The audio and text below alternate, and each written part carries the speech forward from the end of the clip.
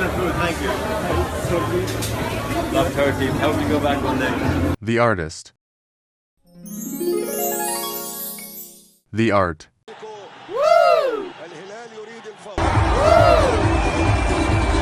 This man can play. A man sprinkles salt on a steak.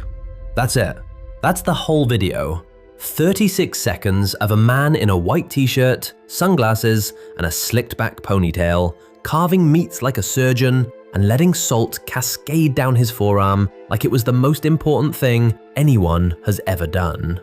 That video got over 16 million views. It turned a butcher from a tiny Turkish village into a global icon. Rihanna wore his face on a t-shirt. Leonardo DiCaprio flew to his restaurant. World leaders sat at his table. And the internet gave him a name that would stick forever: Salt Bae. But here's the part nobody talks about.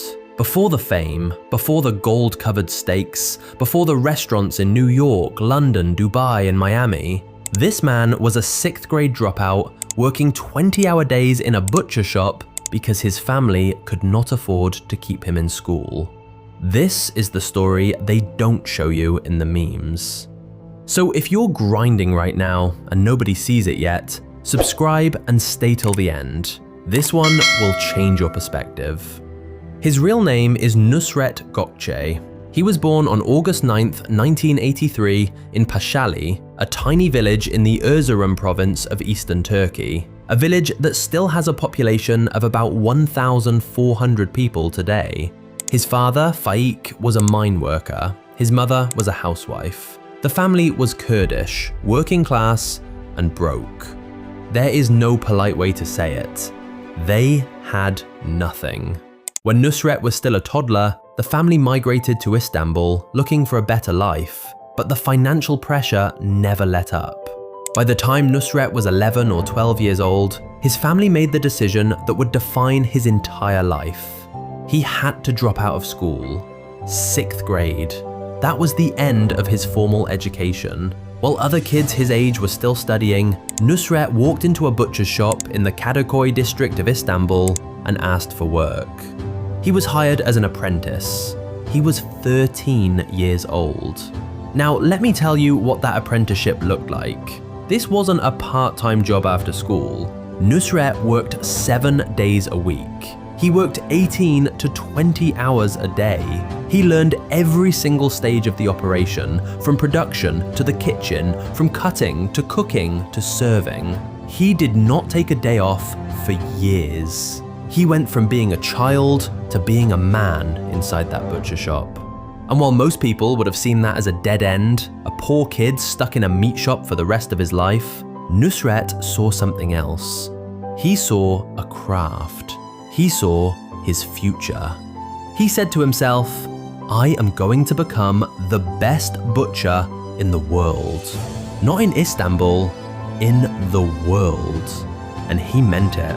By the time he was 25, he had become the senior butcher at one of the top steakhouses in Turkey. But that wasn't enough. Nusret wanted to understand how meat was treated in the rest of the world. So he did something that most people in his position would never have the courage to do.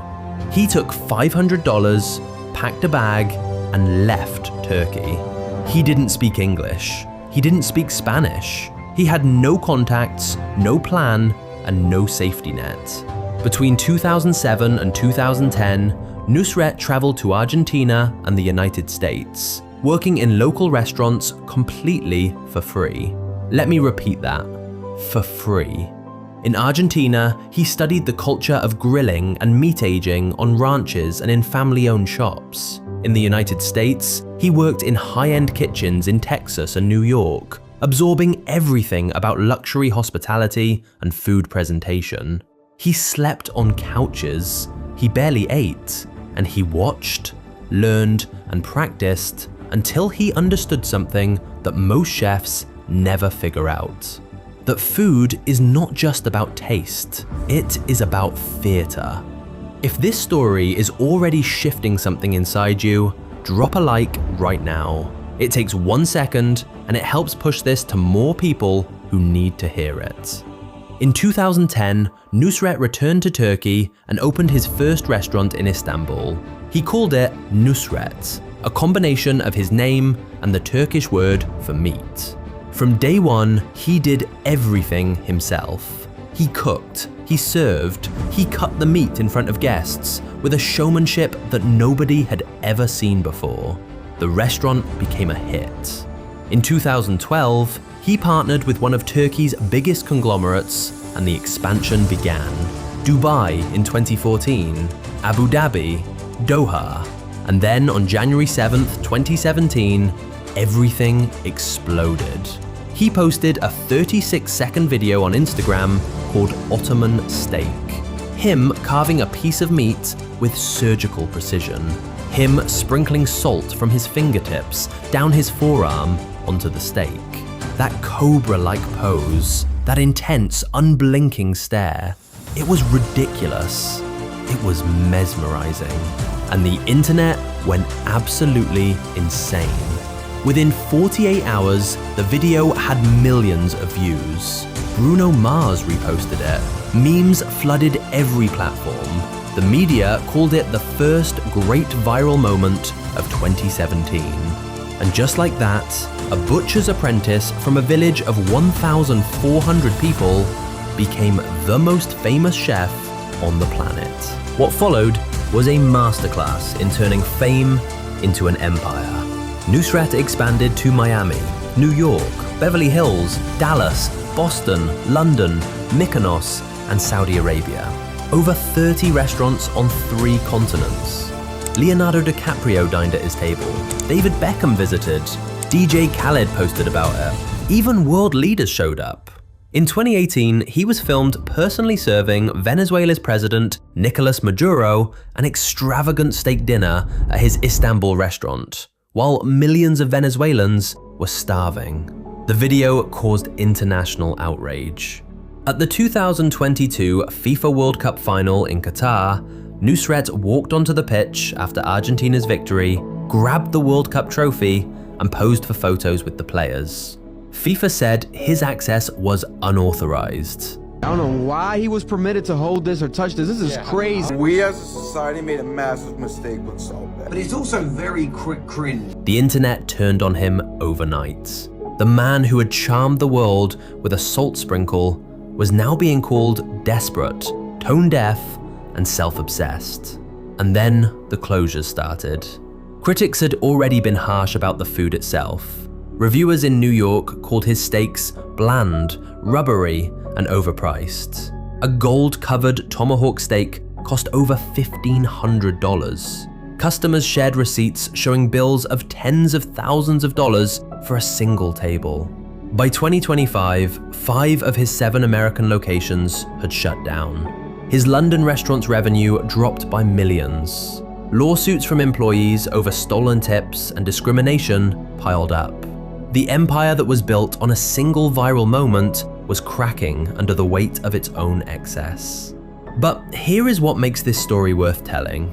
Despite every setback, every controversy, every headline that tried to bury him, Nusret Gökçe is still standing. He still has restaurants operating across 3 continents. His net worth is estimated at around $80 million. He built a school, a library, and a computer lab in his home village of Erzurum, the same village he left as a child because his family couldn't afford to feed him. He went back and built an entire education center so that the next kid from that village wouldn't have to drop out in the 6th grade. And that is the lesson. Not the gold stakes, not the memes, not the celebrities.